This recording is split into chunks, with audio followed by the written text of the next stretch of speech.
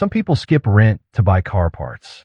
Some people lose relationships, miss family dinners, and drain their savings. Not for a house, not for a business, not for something the world calls worth it. They sacrifice everything to modify their cars. And the people around them think it's crazy. Their parents think it's a phase. Their partners think it's selfishness. But what if every single person judging them is missing something? What if this isn't about cars at all? Here's what nobody tells you. The people who go to these extremes, the ones who choose a turbocharger over a vacation, who spend their Sunday mornings under a car instead of in bed, they're not being reckless. They're responding to something deep inside them that the rest of the world never bothered to understand. And once you see it, you can't unsee it. Think about what a car actually is. It's not just metal and rubber. It's one of the only spaces in a person's life that they completely own. Not their job, not their apartment with a landlord, not their family with its expectations. Their car. And when someone starts modifying that car, changing how it sounds, how it sits, how it performs, they're not upgrading a machine. They're building themselves. Every bolt they tighten is a decision only they made.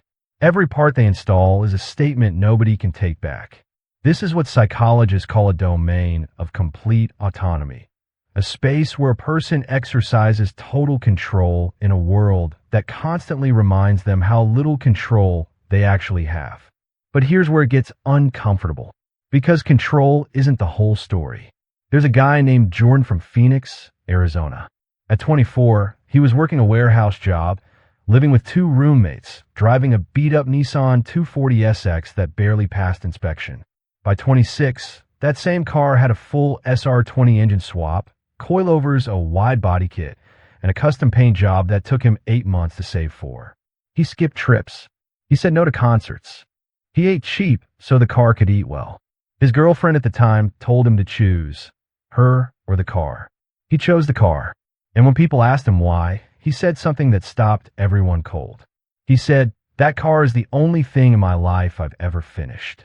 That sentence carries more psychology than a textbook. Because Jordan wasn't just building a car. He was fighting a war against mediocrity, against a life that felt like it was happening to him instead of being built by him. The car was his proof to himself, to the world, that he could start something hard and see it through. Research in behavioral psychology shows that humans have a fundamental need for what scientists call self-determination. The feeling that your actions are your own, that your life has direction you chose. For people like Jordan, the car build is the clearest expression of that need they've ever found. Now here's the part that most people completely overlook. The sacrifice isn't a side effect of this obsession. The sacrifice is the point. When someone gives something up for their build, money, time, sleep, comfort, it makes the car mean more. Psychologists call this the IKEA effect, the proven phenomenon where people place significantly higher value on things they've struggled to create.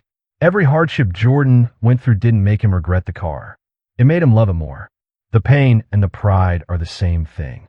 But what about the people who do this and still feel empty? Because they exist too. And this is the addiction nobody warns you about. Once a build is done, the high fades. The car is finished. And suddenly there's a silence where the obsession used to live. So they start again.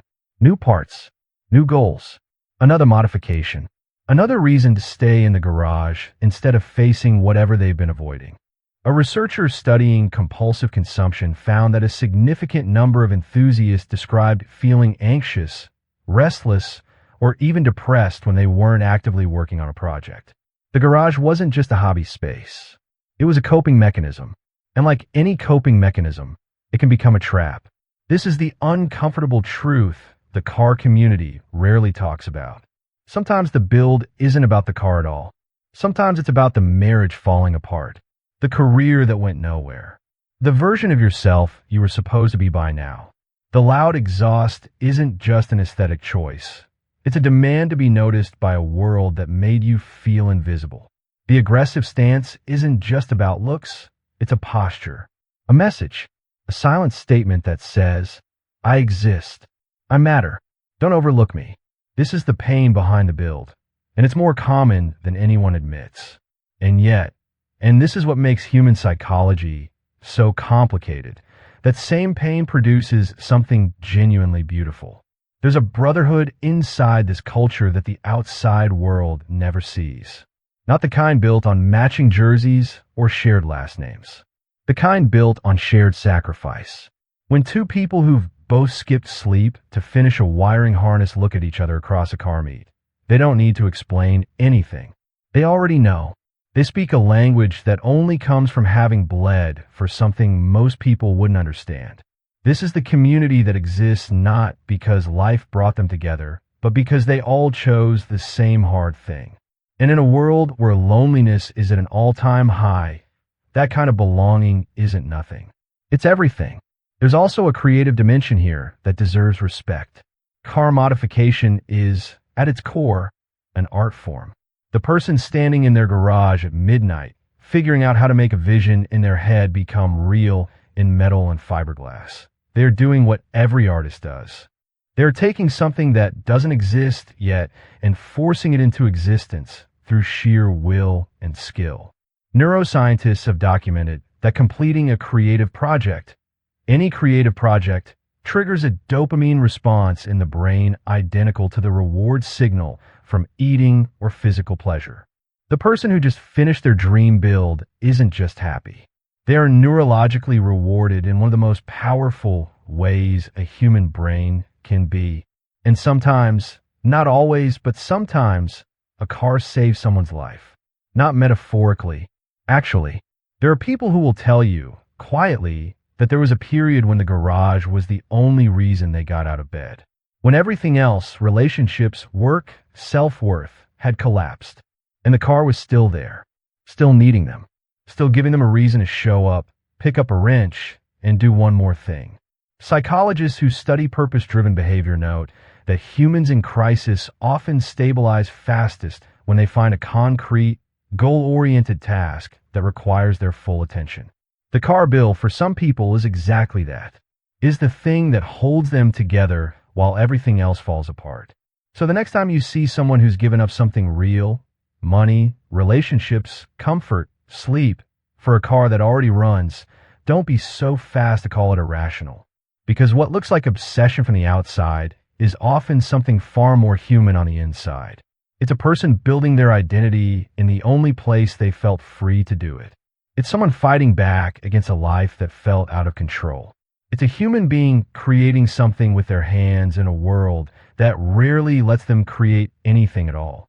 That car isn't just modified metal. It is the most honest thing that person has ever made.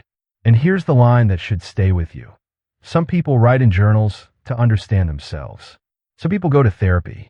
And some people go to the garage and build the person they were always supposed to become. If this hits something in you, drop a comment below. Have you ever sacrificed something real for a passion that the world told you wasn't worth it? What did it give you that nothing else could? Because I have a feeling the people watching this have stories that need to be heard.